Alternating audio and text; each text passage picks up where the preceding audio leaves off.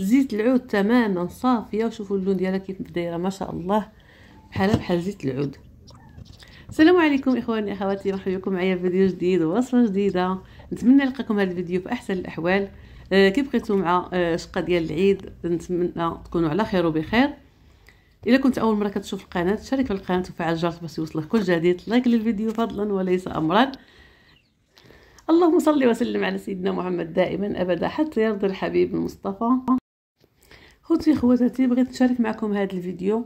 يعني حنا دابا في العيد، واغلبيه يعني كيلقى الشحمه كثيره في الذبيحه ديالو، وما كنلقاو ما كنديروا بها صراحه. اما كنحطوها في المجمد حتى كتدور عليها العام وكنلوحوها، او نديروا له الطريقه ديال الناس زمان، كانوا كيملحوا الشحمه ويديروها فوق في الشمس هكذا، يعني تكبس، ومن بعد يعني كتبقى على دور العام وكتولي فيها واحد الريحه خايبه حتى كنلوحوها.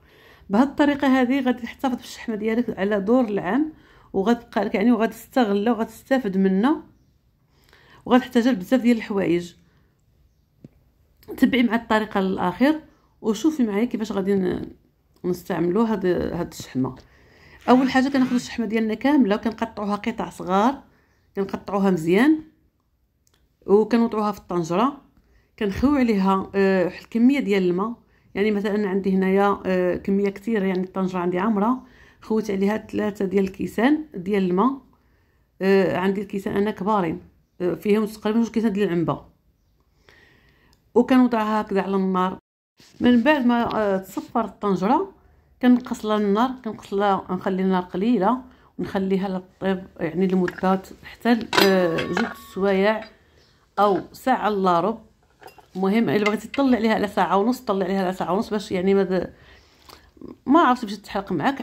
فاش كنفتح الطنجره ديالي كنلقاها على هذا الشكل هذا، يعني الشحمه تقرمشات، بقات غير الزيت، يعني بقى بحال الزيت في الطنجره كما كتشوفوا معايا. وداك الشحمه كامله هكذا بحال اللي يبسات في ديك الطنجره، جات واحد الشحمه رائعه كما كتشوفوا معايا، يعني بحال زيت الزيتون تماما، اللو ديال زيت الزيتون.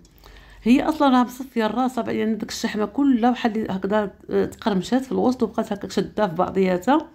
صفيتها بهذه الطريقه هذه بالصفايه، كنصفيها مزيان.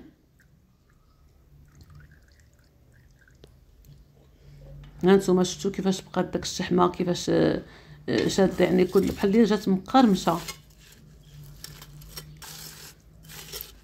يعني دابت تماما، يعني الدهنيات كلها نزلات من داك الشحمه.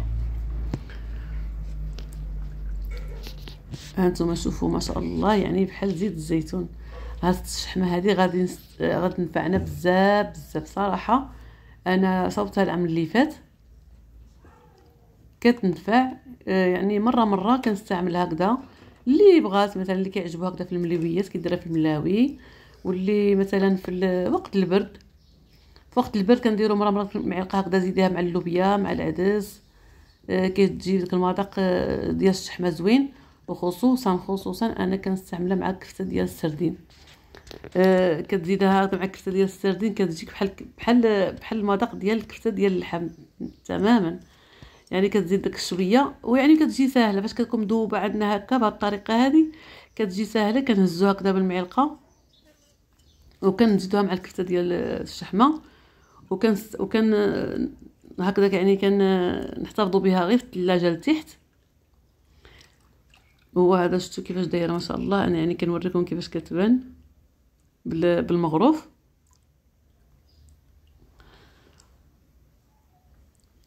كتجي سهله يعني حتى هكذا الاستعمال، يعني كتهزها بسهوله. واللي بغى يعني يحتفظ بها في المجمد يحتفظ بها في المجمد، يعني على حسب. انا احتفظت بها غير في الثلاجه لتحت، وحتى برا راه تبقى مزيانه، يعني غير خصنا نديروا لها نزيدوها يعني الماده الحافظه. المهم خديت قريعات غسلتهم مزيان ونشفتهم مزيان، وغادي نخوي هاد الشحمه. ضروري نشدو بشي منديل لان راها سخونه مازال، وخصنا نديروها في القريعات قبل ما تبرد، ضروري نديروها سخونه. القريعات طبعا يكونوا ديال الزاج، من غير الزاج ما يصلح والو، الا كانوا قليلات ديال الطين حتى هما يجيو زوينين. المهم طريقه الاحتفاظ ديالها كنحتفظوا بها، انا كنحتفظ بها بالثلاجه. يعني فاش جربتها، انا جربتها العام اللي فات ومنين عجبتني بغيت نشارك معكم الفيديو. احتفظت بها غير في الثلاجه عاديه وباقيه يعني غزاله صافي. هذه غنصاوب بها الخليع. هاد الشحمه هذه غنخليها هنا تنطيب بها الخليع، وهذه هنا غادي نحتفظ بها، نخليها حتى تبرد ونخبعها. الماده الحافظه هي الملحه، غنضيفوا فيها الملحه باش واخا تبقى لنا على برا ما يوقع لا والو. وهي من الاحسن نحتفظ بها في الثلاجه باش ما كتغواش، يعني ما تطلقش ديك الريحه.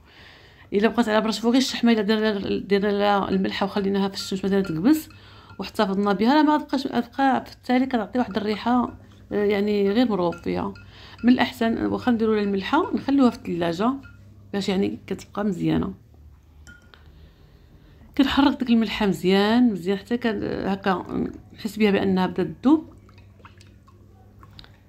انا استعملت المغرف ديال الخشب يكون من الاحسن. ايوا وخصنا واحد الغله يكون كيطيب بالماء باش منين نسالي نغسل هذا الشيء كامل. راكم عارفين الشحمه فاش كطيح كتجمد داك الساعه، خصنا الماء طايب باش نغسلوها.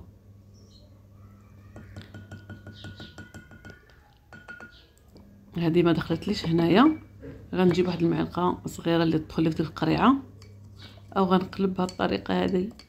شوف ديك الدبيبينه مسكينه، داك الدبيبينه مسكينه قصر لها العمر، انا نخوي الشحمه وهي دايزه.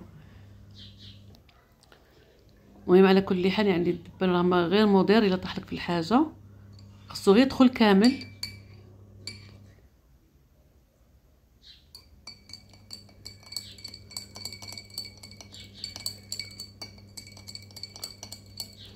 صافي كنحرك مزيان مزيان.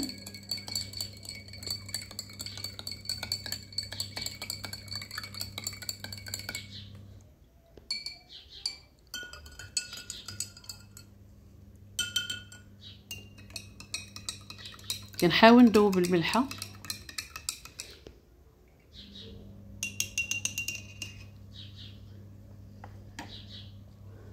يعني تشوفيها هكا ما جامداش، تجيب لك الله يعني غير زيت الزيتون.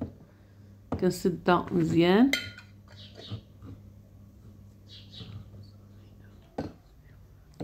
دابا انا غنوريكم الشحمه اللي بقات لي من العام اللي فات. هي هذه كنت صوبت 2 قرعات وكنت طيبت الخليع، وبقات لي هذه يعني طيبت الخليع وصوبت 2 قريعات، بقات لي هذه القرعه هذه.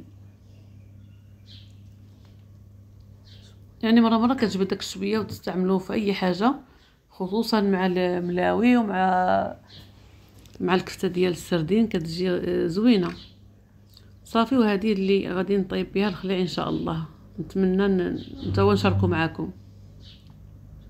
شوفوا الشحمه هذا خصو يعني غليظ الماء طايب.